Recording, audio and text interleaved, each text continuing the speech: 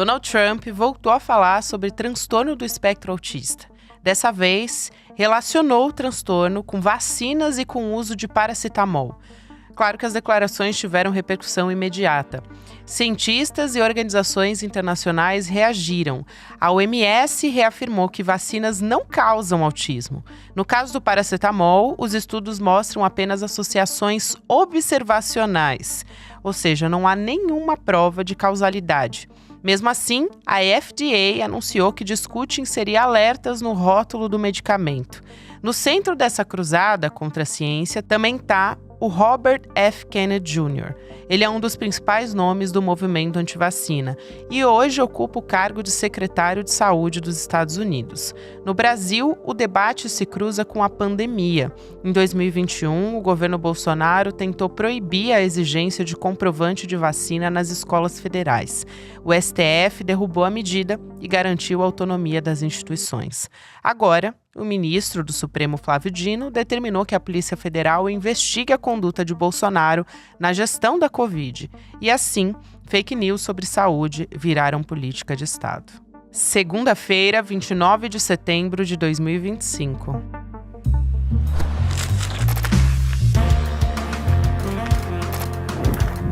Sou a Gabriela Varela, esse é o podcast Análise com mais informação da atualidade.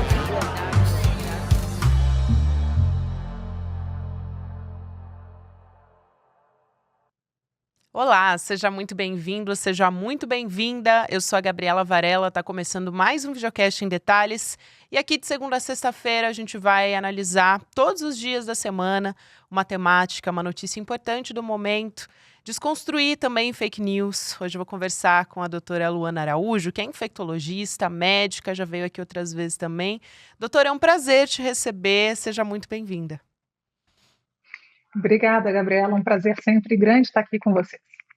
Doutora, até a iniciativa de conversar com você foi um vídeo importantíssimo que você postou no seu canal. Aliás, você usa o seu canal de uma maneira a deixar as pessoas, a tranquilizar as pessoas diante de notícias falsas. Isso não é algo novo, é um trabalho que você faz desde a pandemia, ou pelo menos as pessoas tomaram conhecimento a partir da pandemia. E, recentemente, a gente teve a notícia do Trump dizendo que o Tilenol, que é um dos antitérmicos, um dos medicamentos mais conhecidos do mundo, tem ligação com a causa, segundo ele, do autismo, que, aliás, é o transtorno do espectro autista, só para dar um nome correto aqui. De onde veio isso? E qual é o potencial também que uma notícia falsa reproduzida por um presidente da República de uma nação como os Estados Unidos, isso também não é desprezível, tem de fazer um estrago? Eu começo do fim, né? É um estrago enorme. Ele é considerado um líder para muitas pessoas, né? Para outras, ele é apenas um gestor de um país.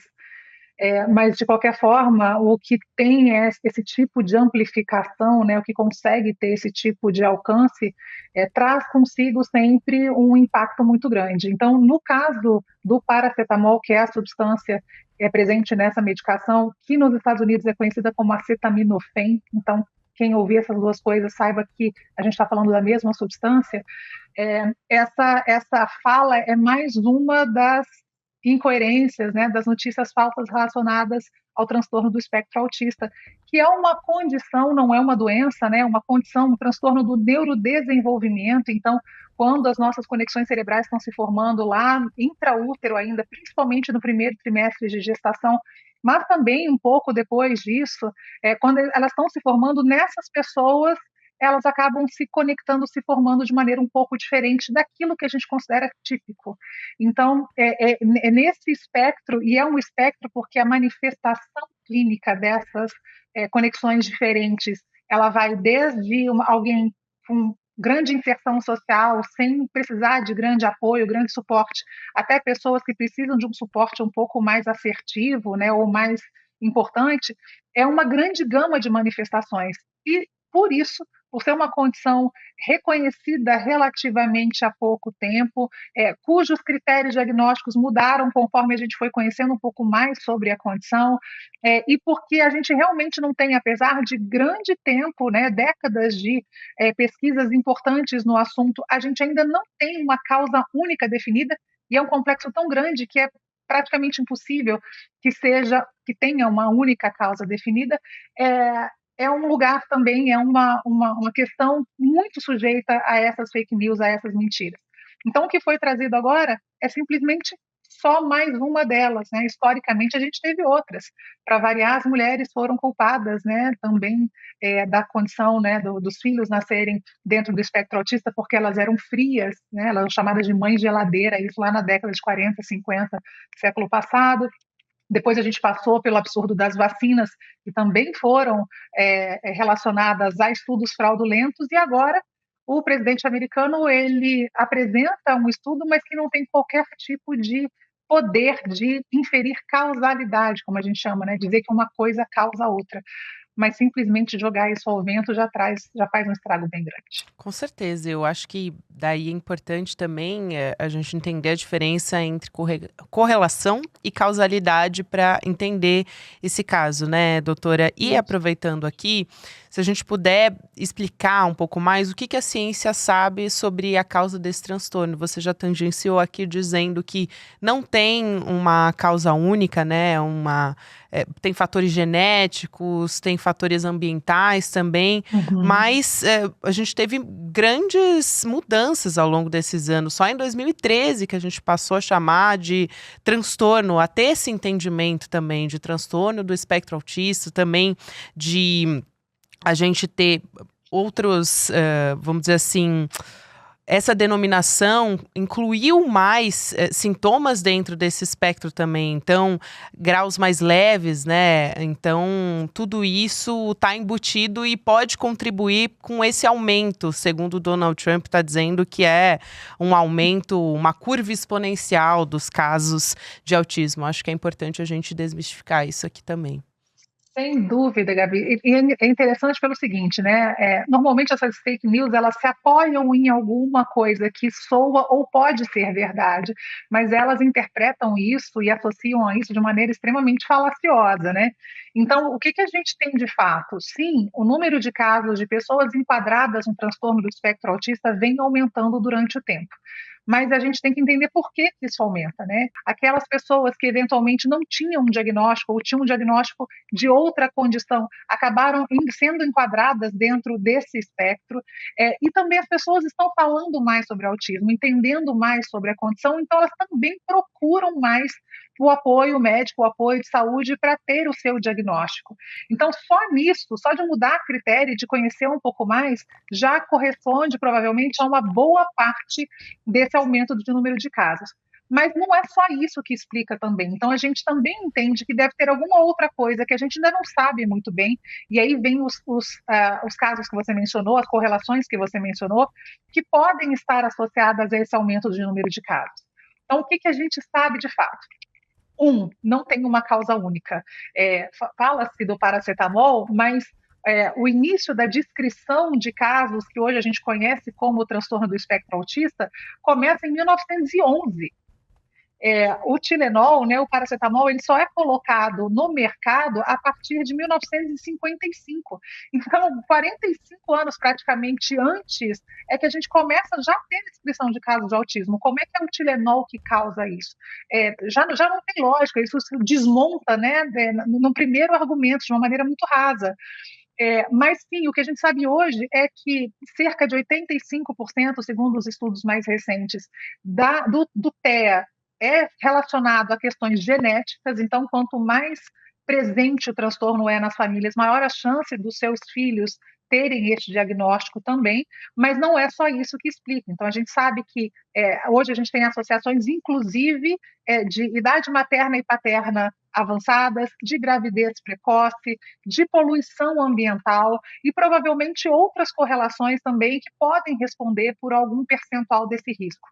Mas, de novo, veja, a gente falou de genética, a gente falou de comportamentos, né? Uma gravidez mais precoce ou mais tardia, uma paternidade mais tardia, a gente está falando de fatores ambientais, a gente está falando de exposições, então são tantas as coisas, né? É uma questão tão complexa que jamais a gente poderia dizer que tem uma causa única. Doutora Luana, você tocou num ponto que eu justamente queria te perguntar, porque a culpa da mãe, ela já é, assim, mesmo se a gente excluir esse assunto que a gente está comentando aqui e explicando, é algo que é permanente desde o momento que ela descobre a gravidez normalmente, né? A gente tem muitos relatos sobre isso. E eu fico imaginando, tanto para as mães que têm filhos dentro do transtorno, né, com TEA, que tomaram paracetamol, como também para as mães que estão grávidas e precisam fazer o uso desse medicamento, o quanto isso pode ter deixado, de uma crueldade realmente, o quanto elas podem se preocupar com isso. Queria saber se você tem recebido algum relato nesse sentido, se as mães estão te procurando, se elas têm dúvidas, têm medo. Então, para a gente entender realmente de uma forma palpável o que é esse estrago, né? Sim, eu tenho recebido muitas mensagens nesse sentido. Eu sou mãe de um menino de 2 anos, né? E Isso. meu pari, eu tinha as vésperas de fazer 43. Então, era uma gestação tardia, né? E a gente, eu acho que as pessoas dizem que junto com a mãe nasce a culpa, mas eu acho que antes da culpa nasce o medo. O medo mesmo, o medo de você, da vida como você leva, ser de alguma forma nociva para o seu filho, o que você come, o que você usa de remédio, e muitas das vezes, principalmente no meu caso, gravidezes mais tardias, isso tem coisas que você não consegue evitar. Então, né, nasce esse medo e nasce essa situação, essa culpa. E, é, e essas mães hoje, elas estão muito tensas, porque tem o seguinte, né, em termos de saúde propriamente ditas, a gestação é um momento de muita restrição farmacológica. Quando as mães precisam, as gestantes precisam de medicações, a gente tem uma sensibilidade muito grande, né, uma avaliação bastante criteriosa do que dá para essa mãe, exatamente para conseguir garantir segurança para ela e para o bebê. O Tilenol, o paracetamol, ele é das medicações mais seguras e conhecidas do mundo, e é por isso que ele é utilizado na gestação para lidar com dores e principalmente com quadros febris, porque a gente sabe que a febre, ela é indutora de problemas, pode ser indutora de problemas neurológicos na criança. Então, é preciso controlar isso.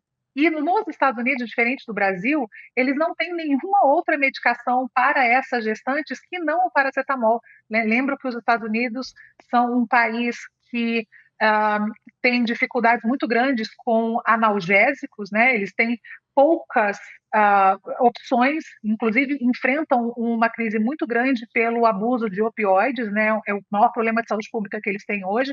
Mas para a gestação, que é um período onde a mulher não pode fazer anti-inflamatório, por exemplo, e lá não tem uma outra oportunidade como a dipirona, que é mais segura a partir do segundo trimestre, essa mulher, essa mãe, essa gestante, ela não vai ter nenhuma opção em que ela vai poder fazer uso para aliviar uma dor ou uma febre sem que ela sinta um desespero, uma culpa enorme, sem que afete a saúde mental, a pressão arterial e um monte de outras coisas, até que essa criança nasça, se desenvolva e eventualmente tenha ou não um diagnóstico de TEA.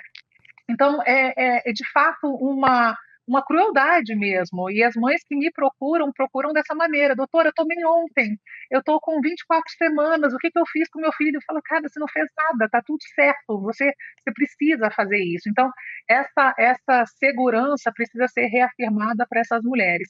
A tristeza, né, é que a gente entra na seara das fake news. E aí a gente vê, infelizmente, muitos diplomados em medicina, eu não posso chamar de colegas, muitos diplomados em medicina repetindo essas loucuras para essas mães e com isso amplificando a voz dessa maldade. A gente viu muito isso na pandemia, né, doutora Luana? Aliás, já a gente vai falar melhor a respeito disso. Eu queria aproveitar para te perguntar também, a gente falou sobre essa questão do diagnóstico, de uma ampliação, né, da definição dessa condição, então, incluindo também outros diagnósticos dentro do espectro, com critérios mais abrangentes, então, mas se também foi uma conscientização maior, se isso é um fator que também pode ser levado em consideração. Sem dúvida, né? O assunto do TEA, principalmente porque aqui no Brasil, né, algumas personalidades se declararam de dentro do transtorno do espectro autista, alguns pais e mães disseram que os seus filhos estavam dentro desse transtorno, as pessoas começaram a falar mais sobre isso e esse assunto acabou se tornando um assunto relativamente recorrente na sociedade. E, de novo, com essas dificuldades de diagnóstico, inclusive de acompanhamento dentro do Sistema Único de Saúde, não é simples ter esse suporte que muitos desses pacientes precisam. Esse assunto ficou ainda mais importante, ainda mais prevalente, né, nas nossas discussões sociais. Então, quando a gente desperta essa consciência nas pessoas, elas querem saber, mas, poxa, será que esse sintoma que eu tenho, ou meu filho tem, ou meu pai tinha, se enquadra na questão do transtorno do espectro autista, né?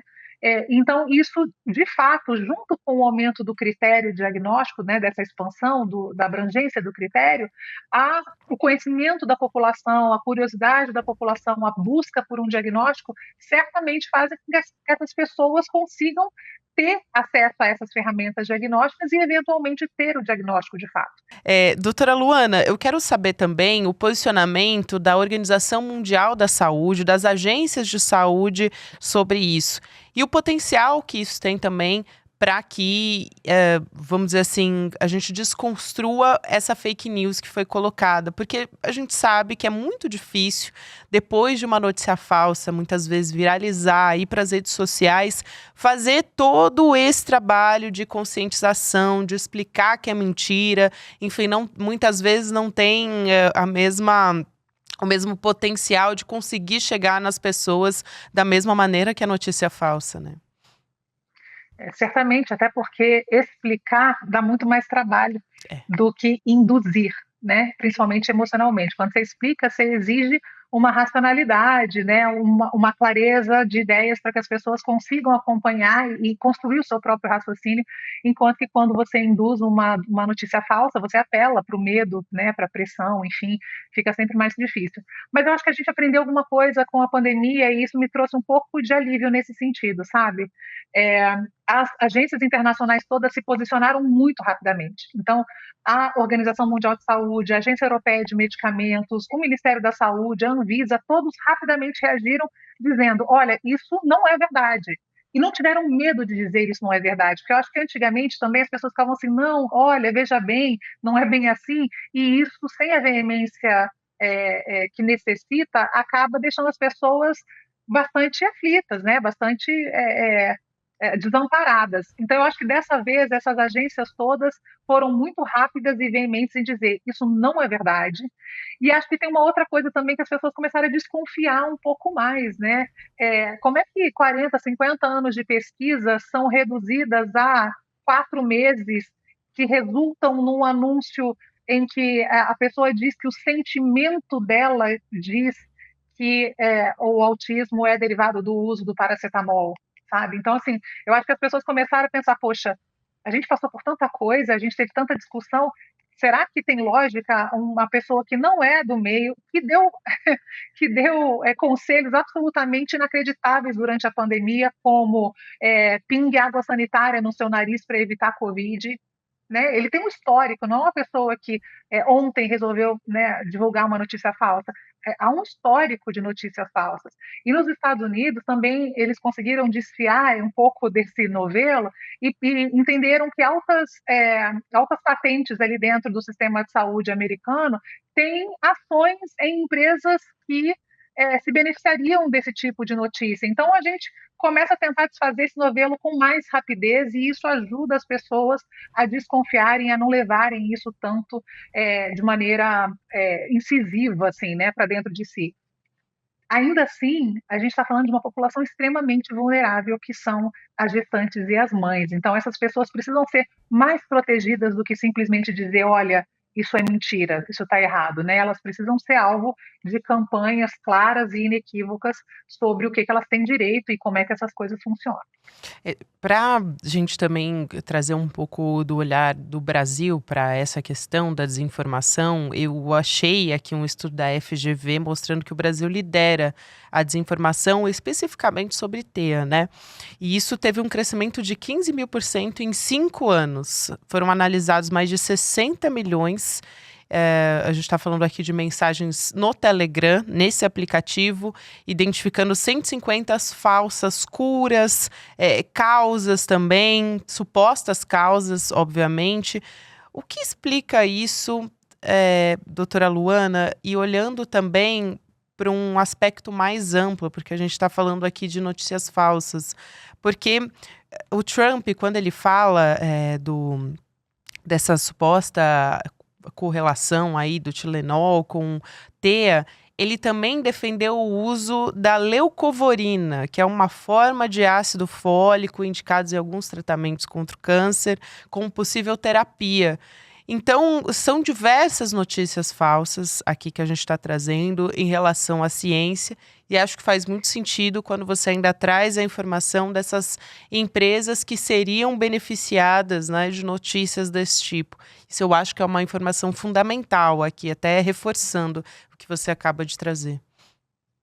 Mas no Brasil a gente tem um problema grave, né, relacionado à questão das fake news, porque não é só esse estudo que você mencionou com relação ao TEA, né, mas a gente tem outros estudos anteriores que nos comparam a outros países, principalmente a países da OCDE, em que a gente não só é um país que consome muita fake news, porque não sabemos identificar o que é fake news e o que não é, a gente não tem esse discernimento, como a gente também produz muita notícia falsa. Então, nós, como população, somos o alvo preferencial dessas iniciativas deletérias. Então, é muito complicado a gente contar com o fato de que as pessoas não têm, talvez, a educação mínima básica para se proteger teoricamente, biologicamente, assim, a minha compreensão sobre biologia, sobre química, sobre, né, coisas,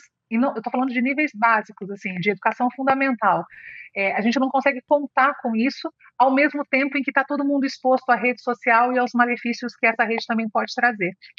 Então, não acho que a gente aprendeu muito nesse sentido durante a pandemia, nós continuamos muito vulneráveis, a gente vê aí a história da leucovorina. A leucovorina vai ser a próxima cloroquina, vocês vão ver isso acontecer aqui, as pessoas fazerem uso de maneira completamente equivocada, podendo ter seus efeitos e podendo desabastecer uma população que precisa, que é a população oncológica, por exemplo. Então, não é nenhum exercício de futurologia aqui, é simplesmente se lembrar do que aconteceu num passado recente.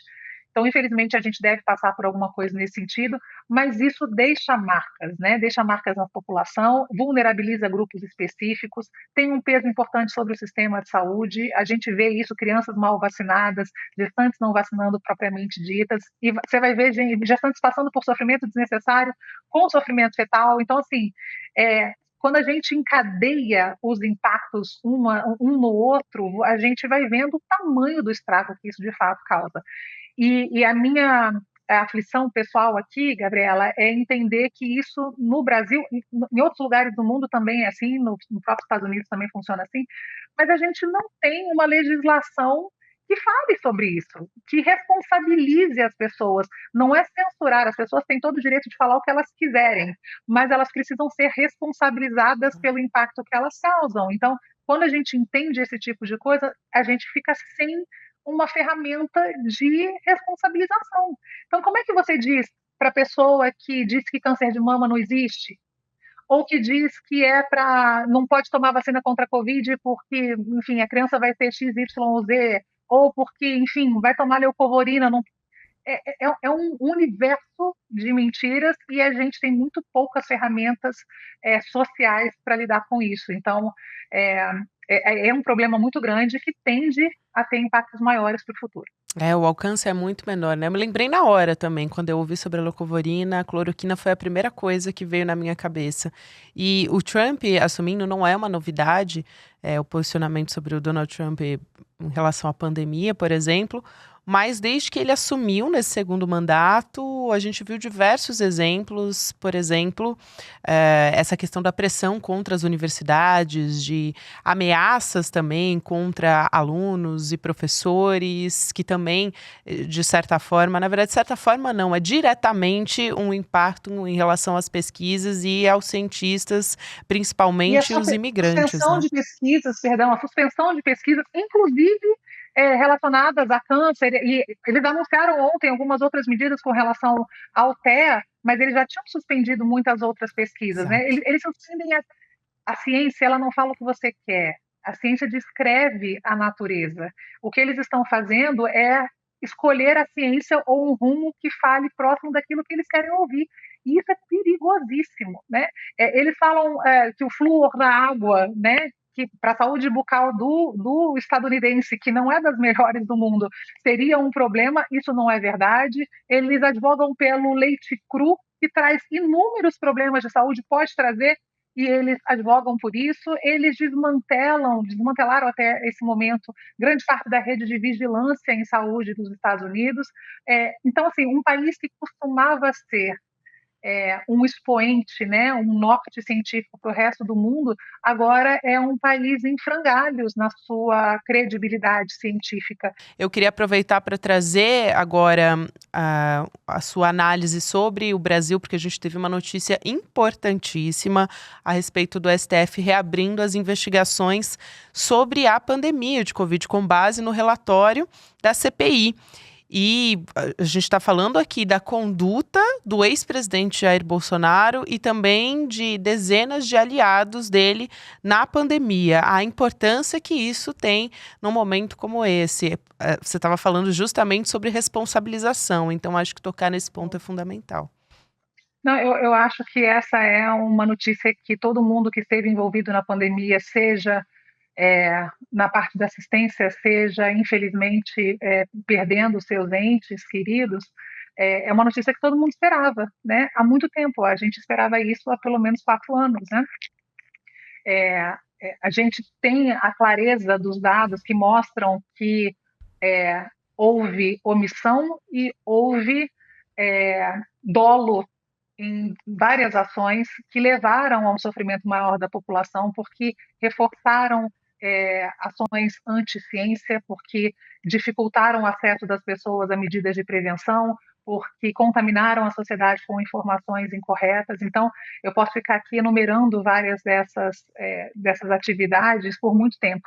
Então, isso eu acho que era algo que muita gente esperava, pelo menos todos nós que vivemos a pandemia de uma maneira intensa, tínhamos a esperança de que isso pudesse acontecer, e eu acho que o Brasil hoje é um expoente no mundo com relação a isso. A gente mostra com essa retomada que não é possível que crimes contra a saúde pública fiquem impunes. A gente está falando de praticamente 400 a 500 mil mortes relacionadas a essas ações de omissões. Então, se fosse uma pessoa só, já era muito. Mas a gente está falando de quase 500 mil de pessoas, né, afetadas diretamente por essas ações de omissões. Então, eu espero. A minha única crítica, aliás, as minhas duas únicas críticas são: demorou muito tempo. E cada segundo que a gente passa dentro desse contexto é um segundo de sofrimento. Para as pessoas que perderam, então, um calvário de muitos anos. E o segundo é que eu acho que faltam muitos nomes nessa lista, sabe? Faltam muitos nomes. Faltam aquelas pessoas que foram covardes e foram, com isso, cúmplices de muitas dessas medidas. Eu acho que muitos gestores estão faltando ali. Mas a gente aquilo, é um dia depois do outro, um precedente depois do outro, então a gente vai esperando que essas coisas abram o caminho para que a gente finalmente consiga ter um mínimo de alívio com relação ao que aconteceu. Não vai apagar, não vai trazer as pessoas de volta, né, não vai minorar o sofrimento, mas traz um alívio de que a gente vai passar por outras pandemias, isso é certo, isso não é de novo, um outro exercício de futurologia. Isso é a previsão, claro, é a predição da ciência. A gente vai passar por isso nessa nossa vida, nesse nosso tempo, e isso não pode acontecer de novo. Então, a gente tende a repetir os erros que a gente tenta esquecer ou que a gente não responsabiliza. Então, é também pedagógico que isso aconteça e a gente não pode deixar passar. É isso, doutora Luana. É um primeiro pequeno alívio em relação a isso, mas vamos em frente. Mas com é um, né? certeza. É um. É um. Importante. Obrigada, é sempre um prazer te receber aqui, querida. Muito obrigada. Obrigada a você, eu fico sempre à disposição. Até Abraço a uma todo mundo. próxima oportunidade. Um grande abraço, doutora Luana. Até mais. E falando aqui em trabalhar com a verdade, nesse último domingo a gente teve a aula com o Eduardo Moreira, o Guia da Liberdade Financeira, em que você pôde começar a aprender na nossa aula aberta do Investidor Mestre o que fazer com o seu dinheiro sem falsas promessas, sem promessa de primeiro milhão, nem nada disso, e sim trabalhar com a realidade. Então, você pode acompanhar mais uma vez, a gente vai ter o replay dessa aula, tá liberado. Você vai em detalhesdocl.com.br, deixa o seu e-mail lá para ser avisado que vai começar essa aula, que é online, aberta para todo mundo e gratuita. Não deixa de se inscrever. Agora vai ter o Mercado Investimentos, depois o Rolê CL. Você pode acompanhar o Em Detalhes todos os dias, também nas plataformas de áudio. A gente tem tema novo de segunda a sexta-feira. Até amanhã. Tem algumas aulas que acabam virando referência, viram marcos em determinado assunto. E a gente deu uma aula que as pessoas classificaram como um divisor de águas nesse assunto, educação financeira. Um passo a passo, simples e prático, que mostrou para todo mundo o que fazer para caminhar para esse equilíbrio da vida financeira. As pessoas ficaram encantadas e muita gente pediu para poder assistir de novo, para fazer anotações e para poder convidar outras pessoas para assistir também. Se você não assistiu essa aula ou quer assistir de novo, uma notícia maravilhosa. A gente liberou o replay, mas liberou por pouquíssimo tempo. Então, antes de sair do ar, clique no link aqui e assista essa aula. Uma aula que vai transformar a sua caminhada financeira de uma maneira muito simples e prática. E no final da aula, todos os presentes que a gente preparou para quem assistir vão estar lá. Para você também que vai assistir o replay, tá bom? Corre lá, antes que saia do ar. Olá, eu sou a Juliana Baroni e tô aqui para te fazer um convite. Toda terça-feira às 19 horas tem o Precisamos Conversar, um programa de debates feminino. A gente tem que ver, tem que analisar. Ninguém tá querendo defender causas. Elas defendem algo até a página B. Foi mais ou menos uma cama. Aqui no Instituto Conhecimento Liberta e também nos canais do Eduardo Moreira. Então, você não pode perder. Um beijo, até lá!